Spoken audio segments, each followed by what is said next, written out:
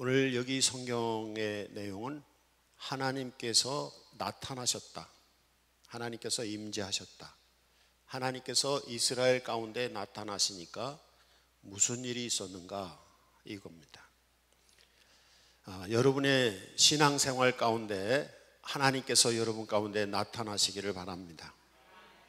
하나님의 임재 가운데 있는 그리스도인, 그리스도인으로서의 생명력 있는 삶을 살 수 있는 것은 살아계신 하나님이 우리와 함께 하시는 겁니다.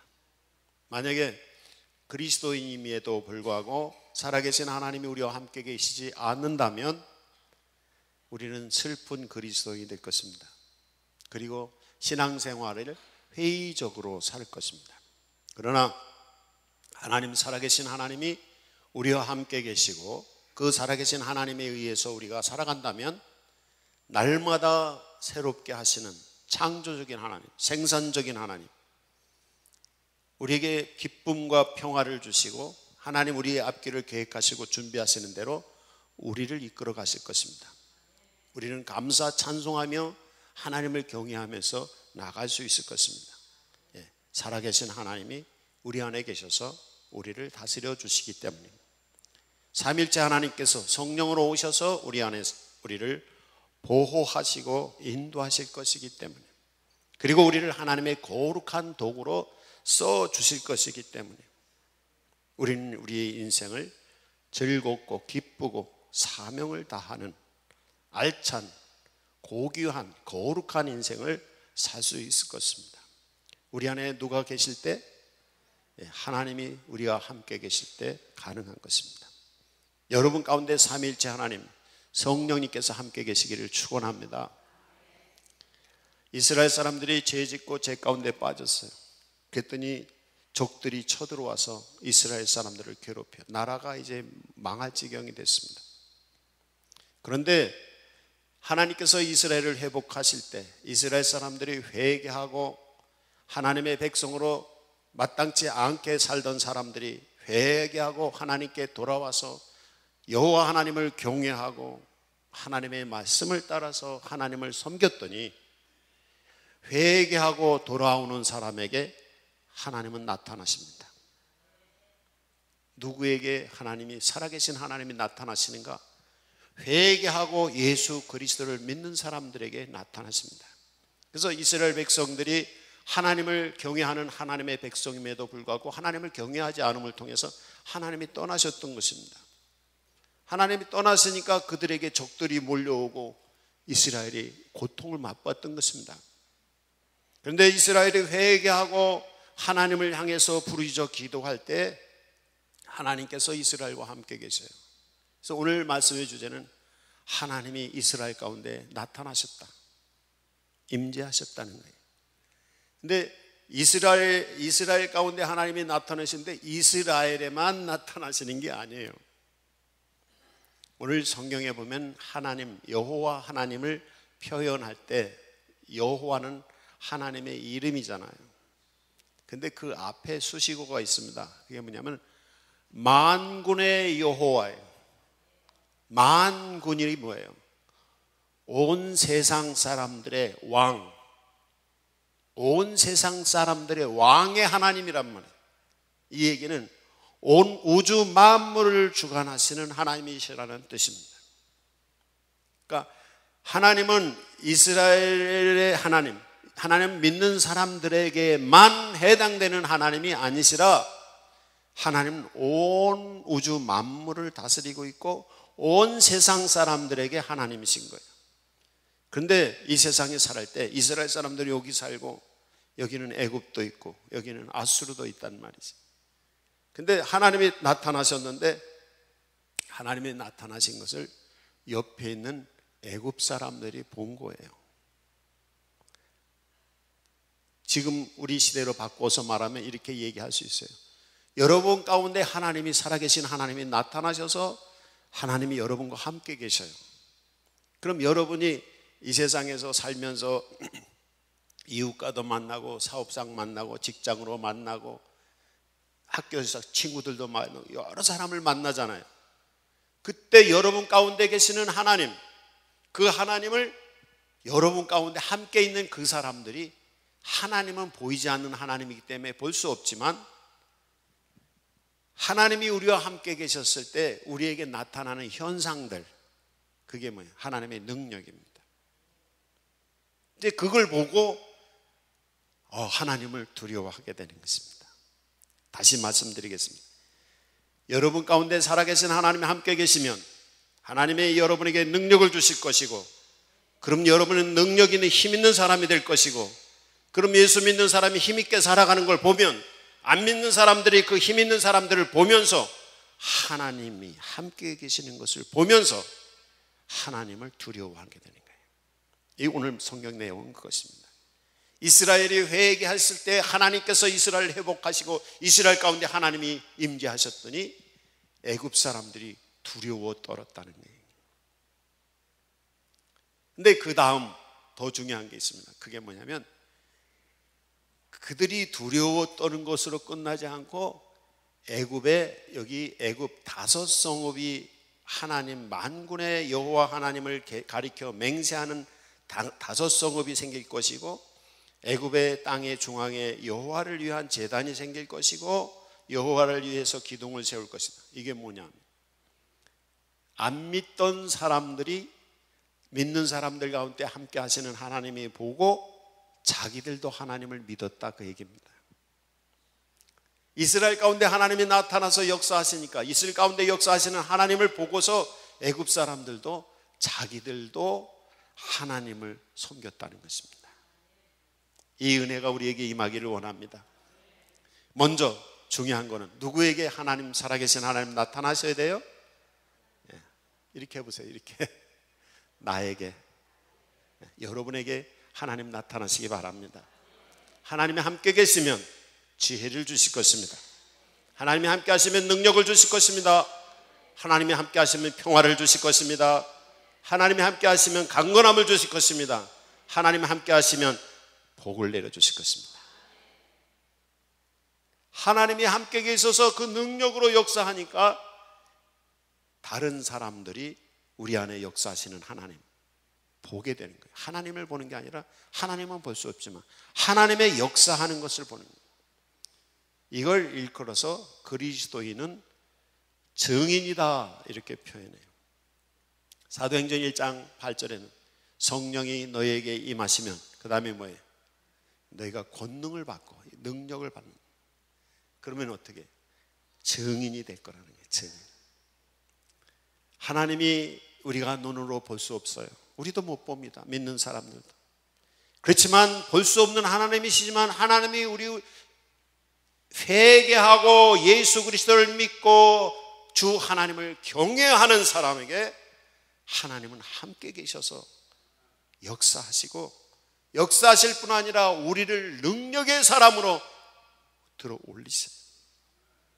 그럼 우리를 통해서 하나님을 증거하는 것입니다. 여러분이 하나님의 증인 되시기를 바랍니다.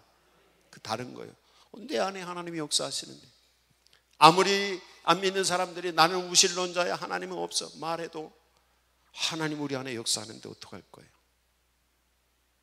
문제는 우리 안에 하나님이 역사하시지 않는 게 문제입니다. 왜? 우리가 하나님께 합당하게 말씀을 따라서 여호와 하나님을 잘 경외하지 못하기 때문에, 예수 십자가 보혈의 은혜로 죄 씻음을 받지 못했기 때문에, 삼일째 하나신 성령님에 의해서 다스리심을 받고 있지 않기 때문에, 하나님이 싫어하시는 것, 죄짓고 악한 생각하고 말씀에 어긋나는 삶을 살기 때문에 하나님이 떠나가신 것뿐입니다. 그렇게 되지 않는 성도들이 되시기를 바랍니다. 그래서 이스라엘 가운데 하나님이 계셨어요. 애굽 사람들이 두려워 떨어요. 그러면서 그들도 자기 성읍에 하나님을 섬기는 교회를 세우고, 그리고 거기서 하나님을 위해서 예배를 드렸다. 이걸 일컬어서 뭐라고 하죠? 선교입니다. 선교. 선교가 다른 게 아니라 하나님의 나라를 넓혀 나가는 것입니다. 이게 선교입니다. 먼저 여러분 중심에 살아계신 하나님이 오셔서 함께 해주시기 바랍니다. 그러기 위해서 회개하고 예수 그리스도를 믿으세요. 그리고 하나님을 경외하세요. 말씀으로 순종하고 가세요. 살아계신 하나님 성령님의 인도하심을 따라서 성령이 이끌리는 대로 말씀에 의해서 살아가세요. 그럼 하나님께서 늘 계셔서 역사하실 것입니다. 역사하면 여러분은 뭐가 된다고요? 증인이 되는 것입니다. 여러분이 증인이 되면 여러분을 보는 사람들도 하나님을 두려워하고 여러분을 두려워할 것입니다. 그리고 그들도 여러분처럼 우리처럼 하나님을 믿을 것입니다. 이게 선교입니다. 이제 오늘 여기 성경에 보니까 20절 성경에 이것이 애굽 땅에서 만군의 여호와를 위하여 징조와 증거가 되리니 이는 그들이 그 압박하는 자들로 말미암아 여호와께 부르짖겠고 여호와께서는 그들에게 한 구원자이자 보호자를 보내사 그들을 건지실 것임이라. 애굽도 어려움에 처한 때가 있었어요. 근데 하나님께 부르짖어서 기도했더니 하나님께서 구원자를 보내셨다는 거예요. 여러분이 어려움 당할 때 하나님 섬기고 하나님 품에 살아계신 하나님과 함께 있는 성도가 된다면 여러분이 부르짖어 기도하는 것 하나님이 응답하실 줄로 믿습니다. 이제 기도의 응답받는 기도의 비결 제가 늘 말씀을 드리는데 보통 성도들이 기도할 때 안 믿는 사람들도 때로는 하나님께 급하면 기도해요. 근데 기도해서 응답받는 사람이 있고 응답받지 못하는 사람이 있어요. 제가 오랫동안 이 기도 응답을 어떻게 받을 수 있을까 성경을 통해서 여러 가지 신학서적이나 아니면 제 체험을 통해서 깨달은 게 있어요. 그게 어떻게 하냐면요, 많은 분들이 기도의 응답을 받지 못하는 이유가 뭐냐면 그 문제 있잖아요. 자기가 뭐 필요하면 그거 하나님 이거 해주세요, 이거 해주세요, 이것만 하는 거예요. 그게 기도의 응답을 못 받는 이유입니다. 중요한 게 있어요. 뭐냐면 1차 살아계신 하나님이 임재 나타나셔서 나를 만나 주셔야 돼요. 아니 만나지도 않았는데 해달라고 그러면 의사가 전달이 돼야 안 돼요? 안 되는 거죠. 아니 어떤 분은 아니 하나님은 다 아시는 분이니까 뭐 다 아실 거야. 뭐 다 아시죠. 그렇지만 그건 하나님과 나와의 1대1로 인격적인 만남, 하나님과의 인격. 올해 내가 왜 이러고 있어요? 올해 표가 다시 다 함께 해봅시다. 시작. 하나님과 인격적인 만남이 이루어지고 있지 않기 때문에 하나님과 1대1로 나와 인격적인 만남이 이루어졌을 때 그때 기도의 시작이 되는 겁니다. 진정한 기도의 시작은 하나님과 나와 1대1로 인격적인 만남이 이루어질 때 이때 기도가 시작되는 겁니다. 인격적이라는 게 뭐예요? 내가 누구 친구를 사귀었는데 그 친구가 나를 인간 대접을 안 해. 그럼 그건 인격적인 거예요? 아니에요? 아닌 거죠. 하나님을 하나님으로 섬길 수 있는 이런 관계를 유지해야 돼. 그것도 1대1로. 우리 속담에 꼬다는 보리자루라는 얘기 있잖아요. 하나님을 대할 때 꼬다는 보리자루처럼 생각을 해. 이게 인격적인 만남이 아닌 것이에요. 사람 대 사람이 서로 만나서 통하려면 상대방을 존중하고 상대방과 마음의 교류를 하고 뭔가 이게 통하는 게 있어야 되잖아요. 이게 통하질 않아. 그럼 이게 이 만남이 제대로 되질 않는 거예요. 기도 응답의 첫 번째 조건이 뭐냐면 살아계신 하나님과 인격적인 만남을 이루어야 돼요. 그래서 하나님을 하나님으로 인정하고 하나님을 하나님으로 경외하고 그리고 하나님을 사랑하고 하나님에 대한 예의를 갖추고 이게 중요합니다. 바로 여기 성경 말씀에 하나님께서 이스라엘 가운데 나타나셔서 만나신 거예요. 함께 계시는 거예요. 그 하나님과 내가 지금 살아계신 하나님이 함께 계셔요. 지금 어려움에 당했어요. 어려움 당했으니까 지금 여기 나와 함께 계시는 하나님께, 하나님 나 지금 이런 문제 있어요. 어떻게 하면 좋아요? 이게 부르짖는 기도입니다. 여러분 부르짖어 기도하시기 바랍니다. 그러나 기도의 시작은 어디서부터 시작이 된다고요? 하나님이 나와 1대1로 인격적인 만남을 가져야 됩니다. 예배할 때 여러분이 예배 중에 하나님을 만나셔야 됩니다. 그냥 여러 사람이 있는데 거기 자리에 앉으셔서 그냥 예배하는 것이 아니라 이 예배 중에 하나님께서 직접 나타나셔서 예배 중에 설교의 말씀을 통해서, 성경 말씀을 통해서 여러분이 기도할 때, 찬양할 때 하나님께서 직접 여러분을 1대1로 만나야 돼요. 그러려면 어떻게 해요? 예배할 때 내가 하나님을 향해서 찬송하고 하나님께 예물을 드리고 헌금을 드리고 하나님께 기도하고 설교도 하나님이 목사를 통해서 말씀하시는 것으로 받아들이고, 이 자리가 그런 자리가 될 때 하나님과 인격적인 1대1의 만남이 되는 것입니다. 살아계신 하나님 여러분과 함께 하시기 바랍니다. 이게 굉장히 중요한 것입니다.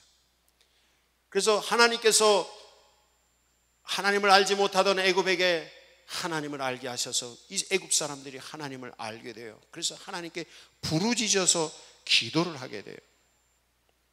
이게 중요한 것입니다.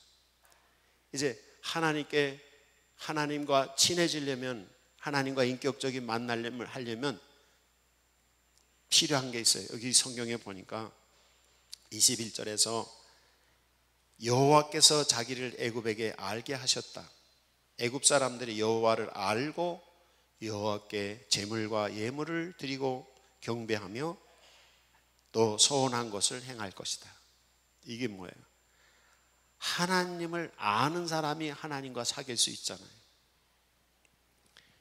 여호와 하나님을 아는 여러분이 되시기를 바랍니다. 내가 누구를 하고 친구가 되고 싶어요. 그하고 친해지고 싶어요. 근데 내가 그 사람을 몰라요. 그러면 어떻게 해요? 그 사람하고 친하기 위해서 직접 찾아가서 어떻게 하는 방법도 있지만 더 좋은 방법은 어떻게 해요? 그 사람하고 친한 사람에게 나 좀 소개 좀 시켜달라고 말하겠죠, 그죠? 소개 좀 시켜달라고. 그래서 소개시켜달라고 그래서 가서 부탁을 해요. 그러면 그 친구가 나를 데리고 가요. 이 사람은 누구인데 이 사람은 친하고 싶다고. 그러면서 소개를 해요. 그래서 자꾸 만나요. 자꾸 만나다 보면 이제 서로 친해지겠죠. 이게 뭐냐면 하나님과의 관계도 그렇습니다. 하나님과 우리 사이를, 하나님 알지 못하는 사람들이 하나님을 알게 하는 방법이 있어요. 우리가 어떻게 하나님을 알 수 있을까요? 하나님 여러분 어떻게 아셨습니까? 첫 번째는 전도하는 사람이 있어요. 전도하는 사람. 전도하는 사람이 하나님 어떤 분이야? 예수 믿으면 어떻게 돼? 그래서 하나님을 알려줬어요. 지금 설교도, 제가 지금 설교하고 있잖아요. 설교도 하나님을 알려드리는 겁니다. 여러분 설교 시간에 조시는 분들은 하나님이 어떤 분인지를 몰라요.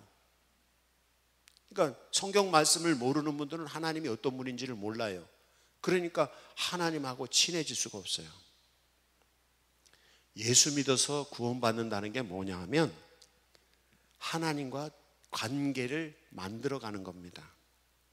성경에서 죄인이다 그런 뜻은 뭐냐면 하나님과의 관계가 끊어졌다 그런 뜻입니다. 우리가 죄 중에 최고 무서운 죄가 뭐냐면 하나님과의 관계가 단절되어 있는 것입니다. 그래서 우리가 죄 사함 받으려면 어떻게 해야 된다고 우리 성경에서 교리에서 가르쳐줘요. 회개하고 예수 믿으면 죄 사함 받고 거듭나서 구원을 받는다 그러잖아요. 그게 뭐냐 하면 하나님과의 관계가 끊어진 거를 관계를 연결해 줘. 누가? 예수님이. 어떻게? 십자가 보혈의 피를 흘리시면서 우리의 죄를 씻어 주시고 우리를 대신해서 우리의 짐을 대신 져 주시고 예수님이 중보자 소개를 해 주셔요. 우리의 죄를 가려 주시고 덮어 주시고 그렇잖아. 내가 죄가 많아. 그런데 하나님께서 내가 죄인이니까 하나님 배울 수도 없어요. 하나님 만날 수도 없어 이 죄인이. 그런데 십자가 보혈의 피로 하나님 인간이 되신 예수 그리스도께서 우리의 죄를 씻어 주시고 우리의 죄를 가려 주시고 그리고 우리를 대신해서 하나님께 아뢰시는 거예요. 이 사람이 죄인이지만 내가 죄를 씻어줬습니다. 내가 죄를 가렸습니다. 사람을 소개할 때 내가 소개하는 사람에게 나쁜 점을 얘기해요? 좋은 점을 얘기해요? 좋은 점을 얘기해요. 소개하는 사람의 나쁜 점을 얘기하면 그 사람이 친해질 수가 없어요. 우리는 죄 짓고 나쁜 사람이에요. 그러나 예수님께서 우리의 죄를 가려주시는 거예요. 십자가 보혈의 피로. 이게 예수 믿는 것입니다. 그래서 우리의 죄의 피를 가려주시면서 하나님께 우리에게 포장을 이쁘게 십자가 보혈의 피로 포장을 해서 예수 그리스도로 옷 입히셔서 하나님께 좋은 모양으로 우리를 보여주시는 거예요. 그게 의롭다함을 받은 겁니다. 제사 안 받는 것이. 그래서 하나님과의 관계가 회복이 된 거, 이게 의인이고 구원받은 겁니다. 여러분이 하나님과의 관계가 좋은 관계가 회복이 됐다면 여러분은 구원받은 것이고 의인이 된 줄로 믿으시기 바랍니다. 그런 관계가 회복이 됐는데 정말 좋은 관계가 있어요. 하나님과 관계가 아주 좋은 상태를 뭐라고 표현하냐면 거룩하다고 말해요. 네. 하나님이 거룩하신 분이기 때문에 하나님처럼 거룩하다는 건 구별되게 사는 거거든요. 그래서 하나님처럼 우리가 하나님을 닮아서 거룩한 생활을 하면 말씀을 따라서 하나님의 성령의 인도하심을 따라서 십자가 보혈의 은혜로 거룩한 구별된 삶을 살면 그 사람은 하나님하고 아주 사이좋은 관계가 되는 것입니다. 십자가 보혈의 은혜로 예수 그리스도를 믿음을 통해서 하나님과 관계를 맺으시기 바랍니다. 그 다음에 말씀을 따라서 보혈의 은혜를 힘입고 성령의 인도하심을 따라 거룩한 생활, 하나님과 좋은 관계를 만들어 가시기를 바랍니다. 이게 성도입니다. 성도라는 말이 굉장히 좋은 말입니다. 아무에게나 성도라고 붙이기가 어려운 거예요. 여러분이 성도가 되시기 바랍니다. 하나님과의 어떤 관계? 좋은 관계. 그래서 늘 하나님하고 좋은 관계를 가지고 계세요. 그게 거룩해지는 것입니다. 이걸 성화라고 표현을 해요. 하나님과의 관계를 맺는 것을 칭의라고 말한다면, 칭의 중생이라고 말한다면 하나님과의 관계가 좋은 것을 성화라고 표현합니다. 여러분이 성화가 되시기를 바랍니다. 거룩해 하나님과 사이가 좋아야 돼요. 하나님과 사이가 좋으려면 어떻게 해요? 여러분은 어떻게 하나님과 사이 좋게 하기 위해서 어떻게 하십니까? 우리 장로님부터 한번 권사님들은 준비 다 하세요. 한 분씩 다 대답해 보세요. 예? 어떻게 하나님하고 사이 좋게 하려고 무슨 어떤 방법을 사용하세요? 예. 그 회개하고 돌아오는 거 하나님과 관계를 맺는 거고 좋은 관계를 유지하려고. 예? 예. 하나님께 맡기신다. 또 다른 분은 권사님들 중에 하나님과 사이좋게 지내려고 어떻게 하나요? 최 장로님은 어떻게 하십니까?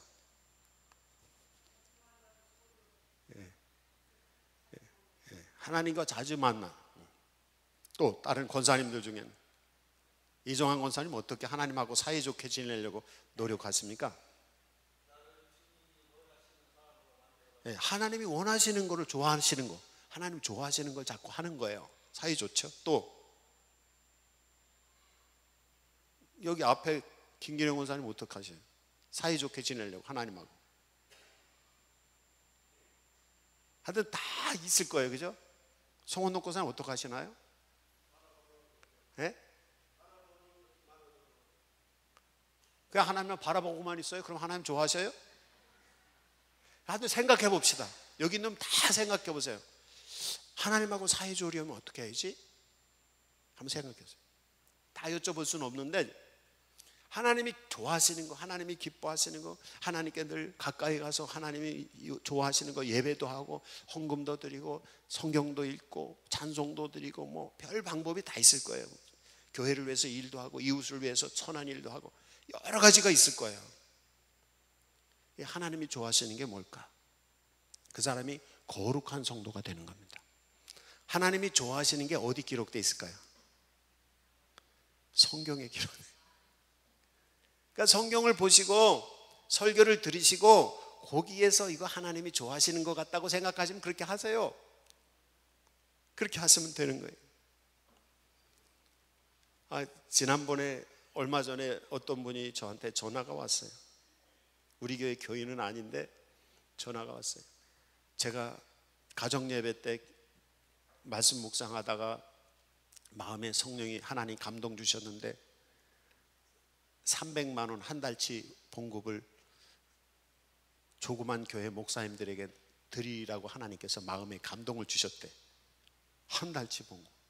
그래서 그거를 목사님이 좀 소개를 해주셔서 새 교회 목사님에게 전달을 좀 해주세요. 나한테 전화가 왔어.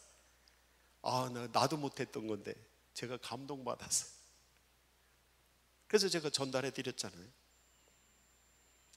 하나님의 성령의 감동, 기뻐하시는 걸 찾아서 하면 하나님이 그 사람이 얼마나 좋아하실까? 여러분 하나님이 좋아하시는 거 찾아보세요. 기도하다 마음에 감동되실 때, 아니면 말씀 듣다 성경 설교 듣다가 감동 주실 때, 성경 읽다가 감동 주실 때 하나님의 마음 기뻐하시는 거, 그거를 찾아서 하는 사람이 어떤 사람이?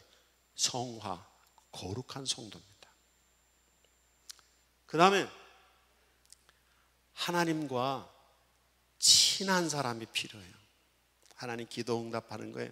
하나님과 관계를 맺을 뿐 아니라 좋은 관계, 그렇잖아요.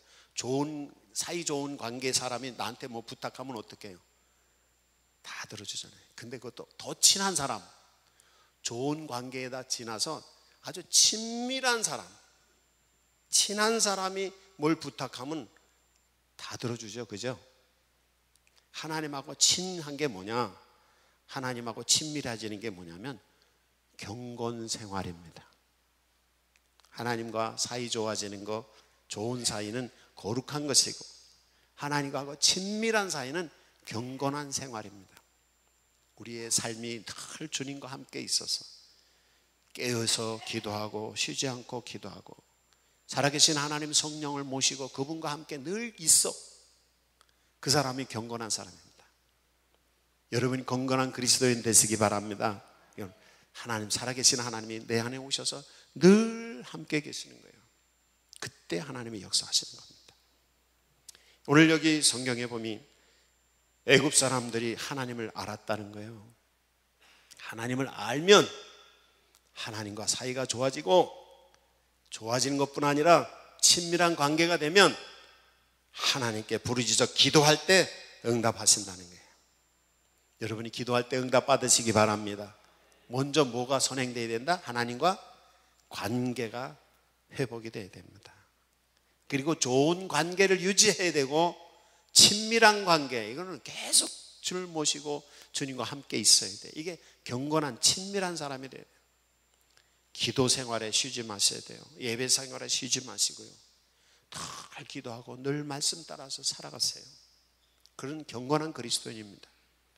쉬지 않고 기도하고 늘 예배를 쉬지 아니하고 늘 말씀을 따라 살아가는 사람이, 그 사람이 경건한 그리스도인인 것입니다. 그 사람이 기도할 때 하나님은 응답하시는 겁니다.